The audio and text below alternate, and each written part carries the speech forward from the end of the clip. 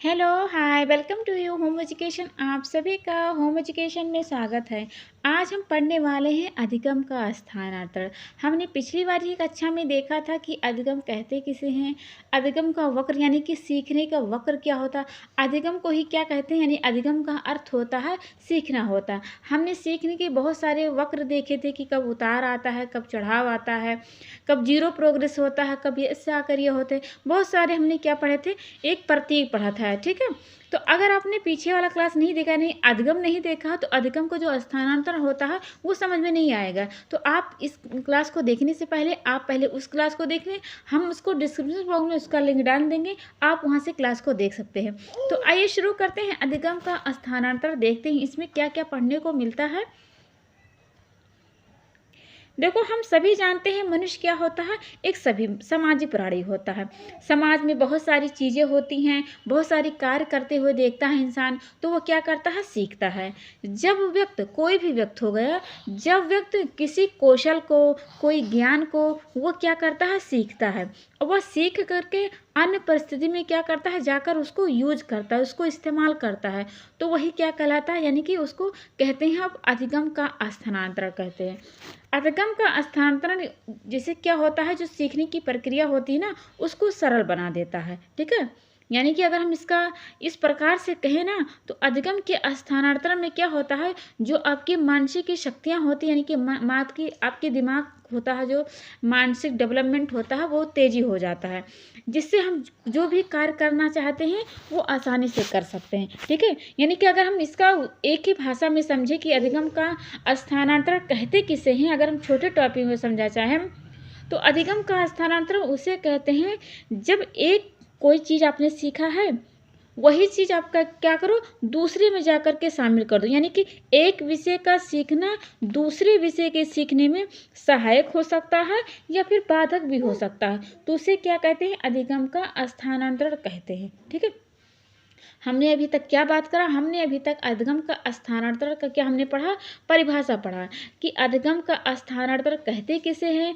तो यह वो होते, यानी कि इसका अगर हम अर्थ समझें, तो एक स्थिति में सीखा हुआ ज्ञान किसी दूसरी स्थिति में प्रयोग किया जाता है ना, तो उसे ही कहते हैं अधिगम का स्थानांतरण। अब हो सकता है कि बाधा भी उत्पन्न करे और हो सकता है आपको सहायता भी प्रदान करे। आइए समझते हैं, पहले यहाँ पे लिखा क्या है।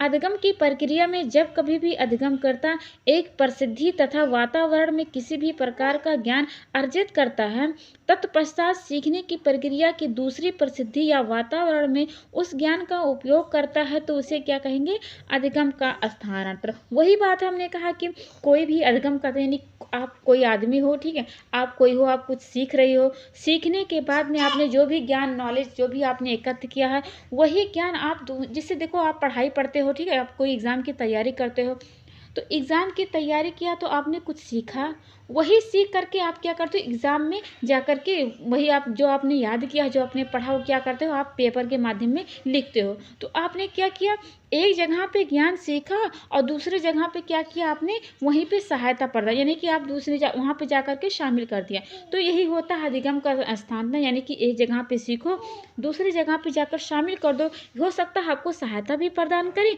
हो सकता है आपको बाधक भी उत्पन्न करे, ठीक है। अगले पॉइंट पे है, जैसे एक विषय का सीखना दूसरे विषय के सीखने में सहायता भी प्रदान करे और बाधक भी हो, ठीक है। वही बात है जो हमने अभी बात किया। आगे चलते हैं, अगला नंबर पे है, देखते हैं यहाँ पे क्या है। अब हम बात करते हैं अधिगम के जो प्रकार होते हैं, यानी अधिगम स्थानांतरण के प्रकार जो होते हैं उसके बारे में चर्चा करते हैं। तो अधिगम के स्थानांतरण के जो प्रकार होते हैं बहुत सारे होते हैं, यानी कि सब ने अपनी अपनी अलग थ्योरी दी है, सब ने अपने अपने अलग तरह से बांटा हुआ है। तो यहाँ पे हम पढ़ते हैं पहले 3 प्रकार के। वो 3 प्रकार के कौन हैं? पहला है सकारात्मक अधिगम स्थानांतरण, दूसरा होता है नकारात्मक अधिगम स्थानांतरण, तीसरा होता है शून्य अधिगम स्थानांतरण। अब सकारात्मक की बात करें तो सकारात्मक उसे कहेंगे, वो यह वो होता है अधिगम जब एक स्थिति में सीखा हुआ ज्ञान दूसरी स्थिति में सहायता होता है।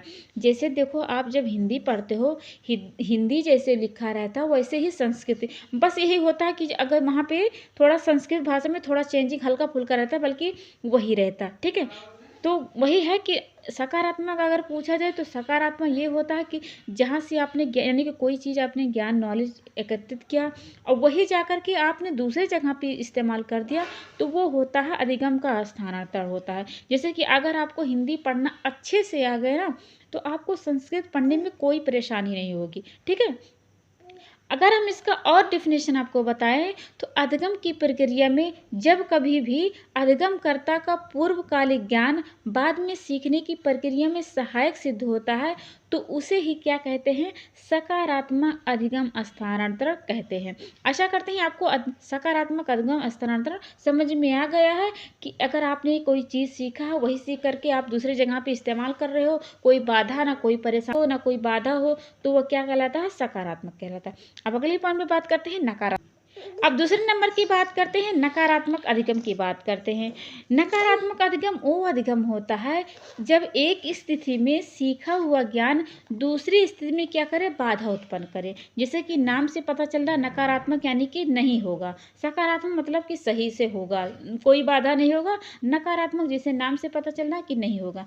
तो इसका अगर हम डिफिनेशन आपको बताएं तो यह वो अधिगम होता है कि एक स्थिति में सीखा हुआ ज्ञान दूसरी स्थिति में जबकि बाधा उत्पन्न करे, तो वह क्या कहलाता है, नकारात्मक कहलाता है। जैसे कि आपको अगर साइकिल बनाना आता है ना, तो आप मोटरसाइकिल नहीं बना पाओगे। तो वहाँ पे देखो, यहाँ पे बहुत सारे कम मशीनें लगी होती हैं, यहाँ पे ज़्यादा पुर्जे, यहाँ पे साइकिल पे तेल नहीं डालना पड़ता है, जबकि मोटरसाइकिल में तेल डालना बहुत सारे आप एग्जाम्पल देख सकते हो।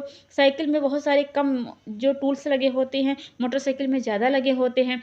तो नकारात्मक यानी कि अगर हम आपको उदाहरण दें तो नकारात्मक में यही उदाहरण हो सकता है कि अगर आप साइकिल चलाना जानते हो तो मोटरसाइकिल आप कतई नहीं चला पाओगे, क्योंकि मोटरसाइकिल में दूसरी सिस्टम होती है, साइकिल में दूसरा। अगर आप साइकिल बनाना चाहते हैं यानी कि साइकिल के मैकेनिक है, तो मोटरसाइकिल के मैकेनिक अगर मतलब बनना है तो थोड़ा आपको टाइम लगेगा। यानी कि साइकिल अगर बना लेते हो तो कोई ज़रूरी नहीं कि आप मोटरसाइकिल भी बना लोगे, उसकी मरम्मत नहीं कर पाओगे। तो नकारात्मक आपको समझ में आ गए होगा। अब हम बात करते हैं शून्य अधिगम स्थानांतरण। अब ये क्या होता है, अगर हम आपको इसका डिफिनेशन बताएं तो इसका अर्थ होता है, यानी शून्य अधिगम स्थानांतरण का अर्थ होता है जब एक स्थिति में सीखा हुआ ज्ञान किसी दूसरे विषय में ना तो सहायता करे ना ही बाधक उत्पन्न करे, तो वह क्या कहलाता है, शून्य अधिगम। यानी कि आपने कबीर जी का दोहा याद कर लिया तो रहीम के दोहा भी उतना समय लगेगा, ठीक है। यानी कि जितना कठिन इनका है उतना कठिन इनका है, ठीक है। अब आगे एक बार हम फिर से आपको समझा देते हैं। अधिगम यानी कि सीखने के अधिगम के स्थानांतरण 3 प्रकार के होते हैं। एक होता है सकारात्मक, एक होता है नकारात्मक, एक होता है शून्य अधिगम स्थानांतरण। सकारात्मक में आपको अगर आपने कोई चीज़ याद कर लिया है, अगर वही चीज़ आप दूसरी चीज़ में शामिल कर रहे हो तो वह क्या कहलाता है, सकारात्मक। यानी कि आपको हिंदी अच्छे से आ रही है तो आप संस्कृत भी अच्छे से पढ़ लेगो। अगर फिर नकारात्मक की अगर हम बात करें, अगर हम नकारात्मक की बात करें तो नकारात्मक अधिगम स्थानांतरण वो होता है अगर आप कोई चीज़ याद कर रहे हो, कोई चीज़ पढ़ रहे हो, कोई चीज़ नॉलेज एकत्रित कर रहे हो, तो वह दूसरे जगह पे जाकर के बाधा उत्पन्न करे, तो वह कहलाता है नकारात्मक कहलाता है, ठीक है। यानी कि आप कला का सब्जेक्ट पढ़ रहे हो तो आपको गणित के सब्जेक्ट में पढ़ने में कठिनाई हो सकती है। यानी कि आप अंग्रेजी पढ़ रहे हो तो आपको हिंदी पढ़ने में कठिनाई हो सकती है। आपको साइकिल बनाना आता है तो मोटरसाइकिल कतई नहीं बना सकते हो, ऐसी बात होती है नकारात्मक। शून्य के अधिगम की बात करें तो शून्य अधिगम स्थानांतरण वो होता है जब एक स्थिति में सीखा हुआ ज्ञान आप दूसरी स्थिति में ना तो बाधा उत्पन्न करे, यानी ना तो मदद करे ना ही क्या करे, बाधा उत्पन्न करे, तो वो क्या कहलाता है, शून्य। यानी कि अगर एग्जाम्पल यहाँ पे देख सकते हो कि जितना टाइम रहीम का लगे वो उतना ही कबीर का लगेगा, ठीक है। अब आगे हम चलते हैं, अगले देखते हैं क्या है। यहाँ पे भी कुछ प्रकार लिखे गए हैं, मतलब वो भी मेन थे, वहाँ से बहुत ज़्यादा क्वेश्चन आते हैं। यानी कि जो हमने सकारात्मक नकारात्मक शून्य बताया वहाँ से ज़्यादा क्वेश्चन में आते हैं, लेकिन यहाँ से भी क्वेश्चन आ जाते हैं। तो यहाँ पे पहले हम देख लेते हैं, यहाँ पे भी कितने हैं, 4 प्रकार के हैं। यानी अधिगम के स्थानांतरण कुछ और प्रकार के हैं। पहला होता है एक पक्षीय अंतरण, दूसरा होता है द्विपक्षीय, तीसरा होता है लंबात्मक, तीसरा होता है डिफ़िकल्टी। तो हम पहले की बात करते हैं, यानी कि एक पक्षीय अंतरण की बात करते हैं। एक पक्षीय अंतरण उसे कहते हैं, यानी उस अधिगम को कहते हैं जब हम अधिगम के लिए शरीर के एक अंग का प्रयोग करते हैं, तो वह क्या होता है, एक पक्षीय। यानी कि अगर आप एक तरफ से कोई चीज़ पा रहे हो तो ज़रूरी नहीं कि आपको भी वो चीज़ें मिले, ठीक है? यानी एक पक्ष से मिल रहा, दूसरा पक्ष से नहीं मिल रहा आपको, तो वह क्या कहलाता है? एक पक्षीय कहलाता है। जैसे एक पक्ष से आपको मदद मिले, वहीं दूसरे पक्ष से मदद ना मिले तो वो क्या कहलाता है? एक पक्षीय अंतरण कहलाता है, ठीक है? अगला बात करें द्विपक्षीय अंतरण क्या होता है? द्विपक्षीय अंतरण वह होता है कि जब हम किसी एक भाग से कुछ भाग सीखते हैं, यानी कि कुछ नॉलेज हम सीखते हैं, तो दूसरे भाग पर भी वही असर डालता है। यानी कि जैसे आपने कोई वजन वाला सामान एक हाथ से उठाया है, तो दूसरे हाथ में भी आपको वो चीज़ तकलीफ पता महसूस हो, तो वह क्या कहलाता है? यानी कि आप एक हाथ से कोई कार्य रहे हो, तो दूसरे हाथ से भी वो कार्य करते हो, तो क्या कहलाता है? द्विपक्षीय कहलाता है। लंबात्मक में क्या होता है? लंबात्मक में इसका अर्थ होता है, यानी कि इसका अर्थ अगर हम बताएं, तो जब एक कक्षा प्राप्त करने पर आपको अगली कक्षा में वही जाकर के पढ़ना पड़े, तो वह क्या कहलाता है? लंबात्मक। यानी कि लंबात्मक में ऐसे हो, ठीक है, यानी कि वर्टिकल में हो, इसका अर्थ होता है, यानी कि इसका अर्थ जो होता है, यानी कि जो इसकी श्रेणी होती है क्रमबद्ध तरीके से होती है, ठीक है। वही देखो लंबवत माने कि लंबा, मतलब कि अगर इसकी जो अधिगम होती है लंबाई में होती है, यानी कि क्रमबद्ध तरीके से होती है, ठीक है। यानी कि कोई बच्चा है अगर 5 से पढ़ रहा है तो वो क्या पढ़ेगा? 6 पढ़ेगा। ऐसा नहीं कि 5 पढ़ के क्या बनेगा? 6 4 में आएगा, ठीक है। 5 पढ़ के बाद 6 पढ़ेगा, या ऐसा नहीं कि 5 के बाद 4 आएगा, ऐसा नहीं होगा। जब एक कक्षा में प्राप्त ज्ञान का उपयोग अगली कक्षा में किया जाता है तो वो क्या कहलाता है? लंबात्मक त्वरण कहलाता है।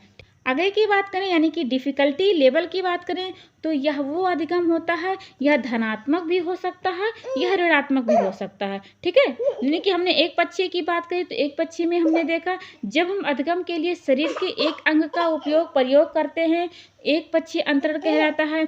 वहीं पे द्विपक्षीय की जब हमने बात किया, जब हम किसी एक भाग से कुछ सीखते हैं तो दूसरे भाग पर भी असर डालता है, यानी कि आप दाएं हाथ से कार्य कर रहे हैं तो बाएं हाथ पर भी वह कार्य करे, तो वह क्या कहलाता है? द्विपक्षीय कहलाता है।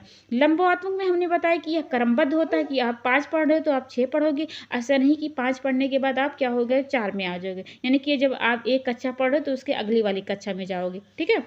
यानी कि क्रमबद्ध तरीके से होता है। डिफ़िकल्टी में हमने बताया कि यह तो धनात्मक भी हो सकता है या ऋणात्मक, यानी कि दोनों हो सकता है, ठीक है। अब आगे चलते हैं, अगला देखते हैं कुछ प्रकार है। अब शरीर के आधार पर देखते हैं। शरीर के आधार पे भी होते हैं दो, एक होता है एक पार्श्व अधिगम स्थानांतरण, एक होता है द्विपार्श्व अधिगम स्थानांतरण। जब हम एक की बात करें, यानी कि पहले की बात करें, तो इसमें क्या होता है? इसका संबंध शरीर के अंगों से होता है।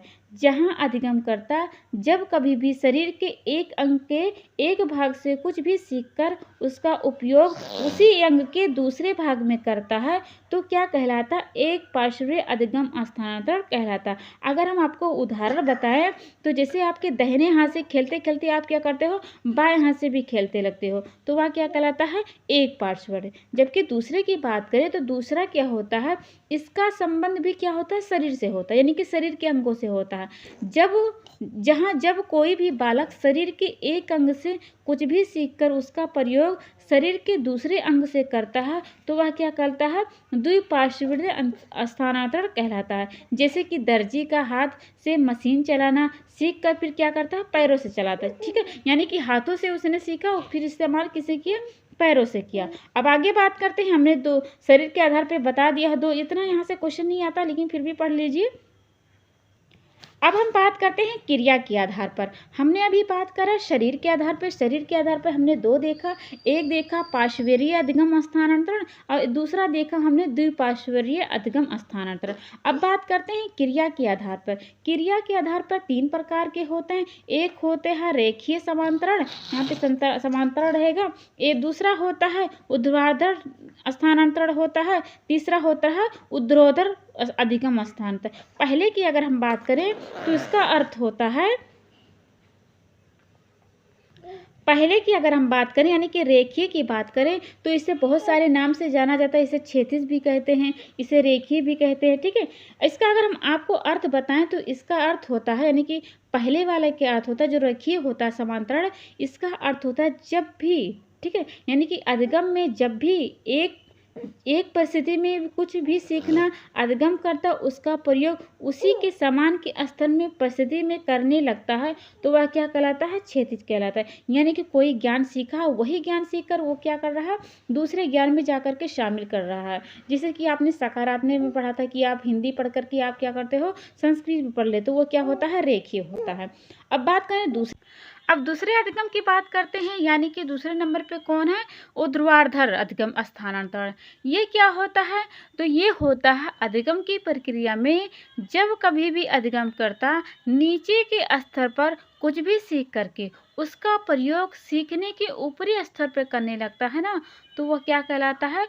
अधिगम का, यानी कि ऊर्ध्वाधर अधिगम स्थानांतरण कहलाता है। उदाहरण दें तो अगर आप साइकिल चलाते हो, साइकिल चलाते चलाते आप मोटरसाइकिल चलाना सीख लो ना, तो वह क्या कहलाता है?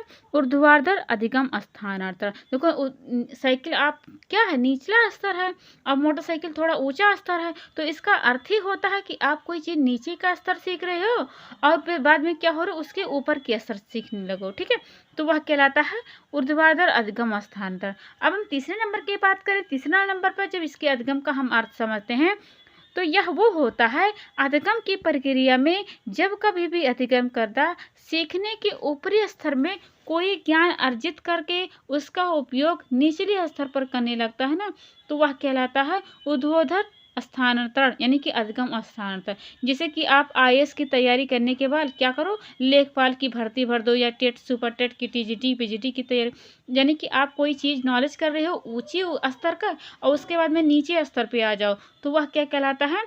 तीसरे नंबर का ऊर्ध्वाधर अधिगम स्थानांतरण। ठीक है, यानी कि हमने रेखी की जब बात की तो रेखी में हमने देखा था कि कोई ज्ञान आप हासिल कर ले हो तो उसमें रेखी यानी कि क्षैतिज में जा रहा था। ठीक है, यानी कि कोई चीज़ आपने सीखा, जैसे हिंदी की हमने बात की, हिंदी और संस्कृत की बात की, तो उसमें क्या हो रहा था कि आप समान कर रहे थे। लेकिन जब इसमें हम माने कि दूसरे वाले में बात किया अधिगम स्थानांतरण, तो इसमें क्या देख रहा है कि कोई चीज़ आप नीचे स्तर पर क्या अधिगम यानी कि सीख रहे हो, उसके बाद में आप ऊपरी स्तर पर, यानी कि आप साइकिल चला रहे हो, साइकिल चलाते चलाते आप मोटरसाइकिल चलाना सीख गए, तो वह कहलाता है ऊर्ध्वाधर अधिगम स्थानांतरण। तीसरे नंबर पे जब हमने बात किया तो हमने ये बताया इसके उदाहरण कि आप कोई एग्जाम की, यानी कोई बड़े एग्जाम की तैयारी करो, जैसे कि आईएएस हो गए, पीसीएस हो गए, तो आप उसके बाद में क्या तैयारी करने लगो? सुपर टेट टेट ये सब की तैयारी करने लगो, लेखपाल भर्ती की तैयारी करने लगो, तो वह कहलाता है ऊर्ध्वाधर अधिगम स्थानांतरण। अब एक बार हम आपको क्लास को फिर से थोड़ा रिकॉल कर लेते हैं, देखते हैं आज हमने क्या क्या पढ़ा है। ठीक है, चलते हैं शुरू में।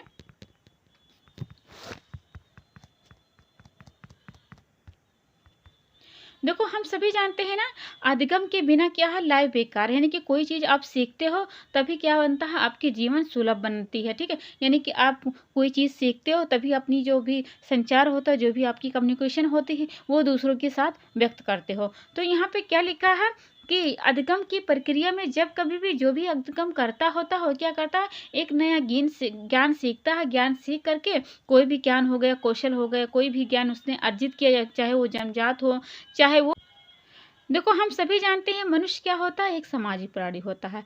समाज में अगर रहता है तो कुछ ना कुछ उसको सीखनी पड़ेगी।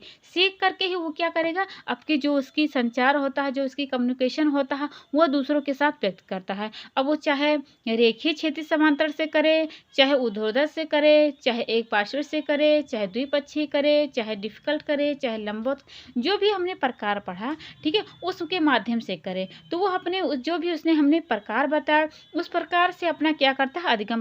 अधिगम जो भी होता है व्यक्त करता है। ठीक है, यहाँ पे हमने लिख रखा है कि अधिगम की प्रक्रिया में जो भी कोई इंसान होता है वह क्या करता है? कोई ना कोई ज्ञान अर्जित करता है, चाहे वह ज्ञान उसके वंशानुक्रम हो, चाहे वह वातावरण से सीखा हो, चाहे वो अर्जित किया हो और चाहे वो खुद से, यानी कि उसके अंदर डेवलपमेंट हो गया। वह ज्ञान सीख करके वह क्या करता है? एग्जाम को या कुछ भी होता है वो जाकर के वहाँ पे व्यक्त करता है। ठीक है, यानी कोई कोई लड़का होता है, कोई गर्ल होती है, कुछ भी कुछ सीखती है, कोई आदमी हो गए, कोई पुरुष हो गए, वह सीख करके दूसरी परिस्थिति में, जैसे कि आप मेरा ही वीडियो देख रहे हो, आप वीडियो देख करके आप कहीं ना कहीं नॉलेज इकट्ठा कर, यानी कि अपनी मेमोरी में, अपनी स्मृति में क्या कर रहे हो? धारण कर रहे हो। धारण के करने के बाद वो कहीं ना कहीं आप उसके इस्तेमाल करोगे ना, इस्तेमाल करने के बाद वो क्या हो गया?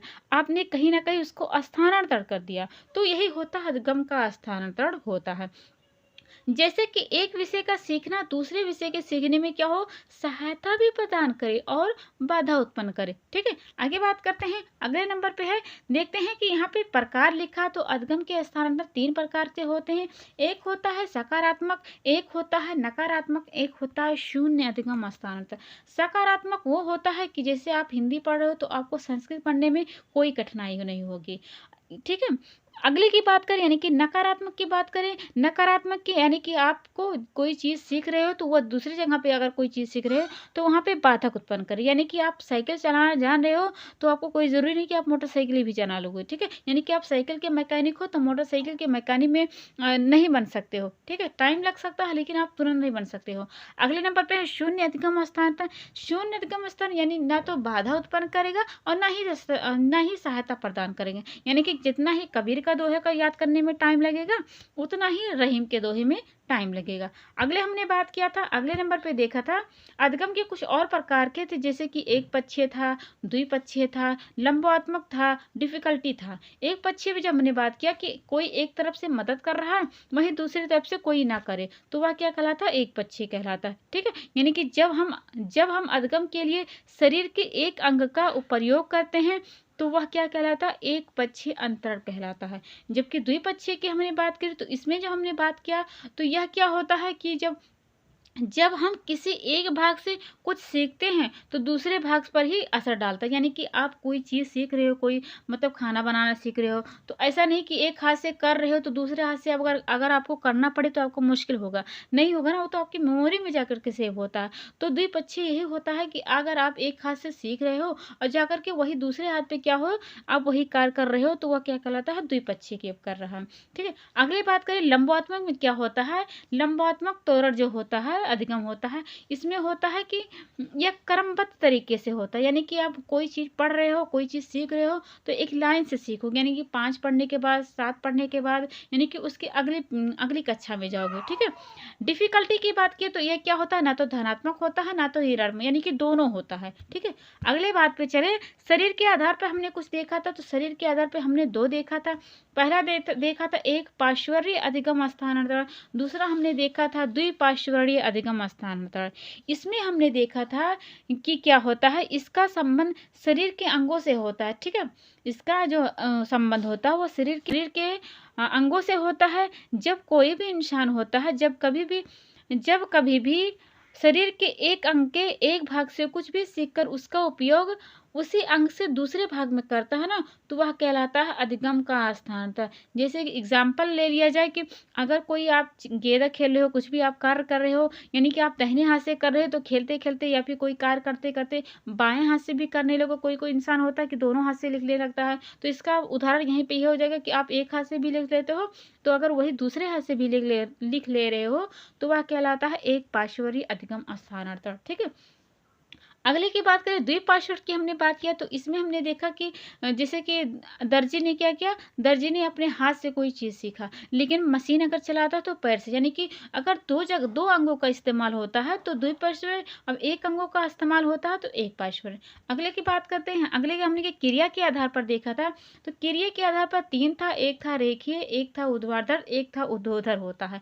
रेखीय क्या होता है कि रेखीय मतलब कि जैसे आप हिंदी का इस्तेमाल किए थे, हिंदी वाला एग्जाम में देखे थे कि हिंदी पढ़ने के बाद आप संस्कृत पढ़ने में आपको कोई कठिनाई नहीं होगा। ठीक है, यानी कि समान होगा, कोई ना कठिनाई होगा ना बाधक होगा, तो वह कहलाता है रेखीय। इसे क्षेत्रीय भी कह सकते हो, इसको समांतर भी कह सकते हो। ठीक है, अगला है ऊर्ध्वाधर अधिगम स्थानांतरण। इसमें क्या होता है, जब कोई चीज़ आप निचले स्तर का सीखते हो उसके बाद में आप ऊंचे स्तर पर जाके, यानी कि आप TET super TET TGT PGT की तैयारी करते हो, उसके बाद उसके ऊपर वाला यानी कि आईसीएस पीसीएस की तैयारी करते हो तो वह कहलाता है ऊर्ध्वाधर अधिगम स्थानांतरण। लेकिन जब तीसरे की बात करते हैं तो तीसरे में होता है, इसमें क्या होता है, जब कोई चीज़ आपने ऊंचे स्तर में याद किया यानी कि ऊंचे स्तर में पढ़ा, उसके बाद में क्या हो जाएगा, जिससे बहुत लड़के होते हैं कि 4 में 5 में होते तो फेल हो जाते, निचले स्तर पे आ जाते हैं।